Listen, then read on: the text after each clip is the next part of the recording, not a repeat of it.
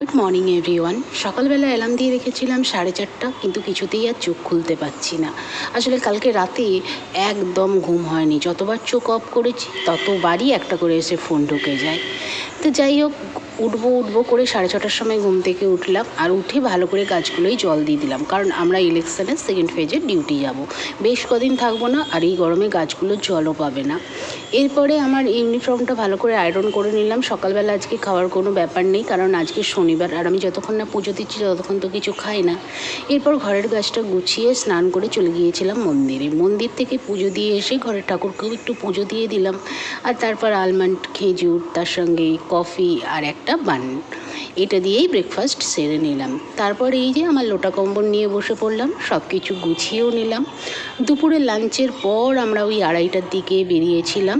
আমরা সরকারি গাড়ি যাইনি, নিজেদের মতন একটা টোটো বুক করে নিয়েছিলাম। তো সেই টোটোতে করেই আমরা আর কি মেদিনীপুর পুলিশ লাইন পর্যন্ত যাব।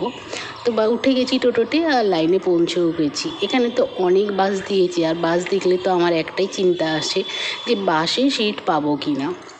যাই হোক, প্রথমে পেয়ে গেলাম টিয়ে, আর তারপর এই যে শুয়ে পড়লাম গাছতলায়। বেজে গেল রাত 11টা। ফাইনালি 11টার সময় আমাদের বাসটা ছাড়লো। তো চলো, আজ আসি, টাটা, বাই বাই।